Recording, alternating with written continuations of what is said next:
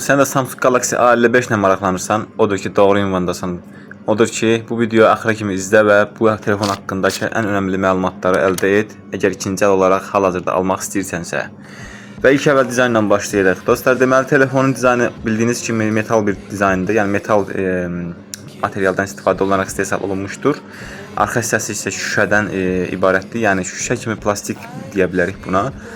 Kamera düzülümü yenə digər Samsung A seriyalarına oxşayan bir şəkildə dizayn edilib və yəni orada görmüş olduğunuz flaşı da yenə eyni yerə qoyublar. Sadəcə olaraq burada yaxşı bir çərçivədən istifadə olunub. Baxın, həqiqətən telefon premium hissiyat verir.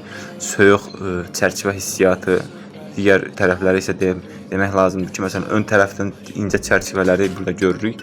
Super AMOLED-in yeri isə öz yerində, yəni öz gözəlliyini göstərir.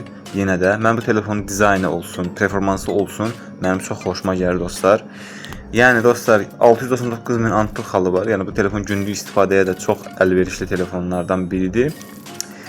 Görmüş olduğunuz kimi, yəni isinmədən sonraki qrafik göstəriciləri burada görmək mümkündür. Hansı ki, burada çox da performans düşməyib. Sadəcə 1 saat testdən sonra görmüş olduğunuz üzrə çox da bir itki yoxdur. Sadəcə %90'lar, 95'lər, 97'lərə qədər düşür. Ancaq bu idealdır. 5G-ni dəstəkləyir dostlar telefon. 2024-cü ildə istehsal olunmuşdur və 213 qramdır. Dostlar, telefonun yəni ağırlığı da pis deyil. Mənə görə daha oturaqlı telefondur. Victus Plus şüşə ilə qorunur ekranımız. HDR10 Plus və 1000 nit parlaqlığa çıxır. Dostlar, bu telefon Full HD Plus'dur və Victus Plus ilə qorunur. 390 ppi-lik orta dərəcədə sayıla biləcək bir ekranı var. 390 ppi-də yaxşı bir piksel sıxlıq nisbətidir. Android 14 ilə gəlir dostlar telefonumuz. Bu arada telefonumuz 85'in 9'adır ekran gövdə nisbəti. Bu da pis deyil dostlar, həqiqətən yaxşıdır. Demək olar çərçivə yoxdur da yəni. Exynos 1480 prosesoru mövcuddur. Bu yaxşı prosesor dostlar. PUBG Mobile 90 FPS falan görür. Digər oyunlarda isə daha yaxşı qrafik performansı sizə vəd edən bilən bir X-Clicks 530 ekran kartımız mövcuddur. Cortex A78 nüvələri isə pis deyil dostlar. İndiki dövrdə yaxşı adaptasiya olasıdır.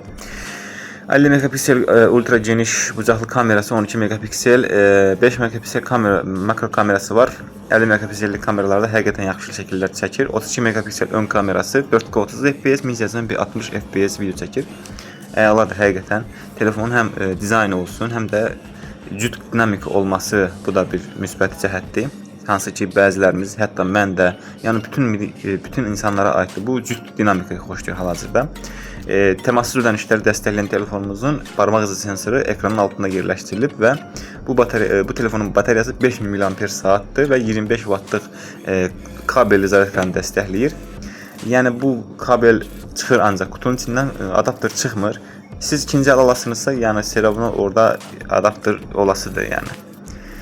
Görmüş olduğunuz gibi telefon haqqında son rəylərimiz budur ki, yəni indiki dövrdə alına biləcək bir telefondur. Az sinəsidir dostlar, əsas budur. Bu da həmin 5000 mAh-lık bateriyanın gec qurtarmasını gətirib çıxarısıdır. Dostlar, özünüzə yaxşı baxın, sağ olun, salamat qalın. Bu videoya like ataraq kanala abunə olmaqdan unutmayın.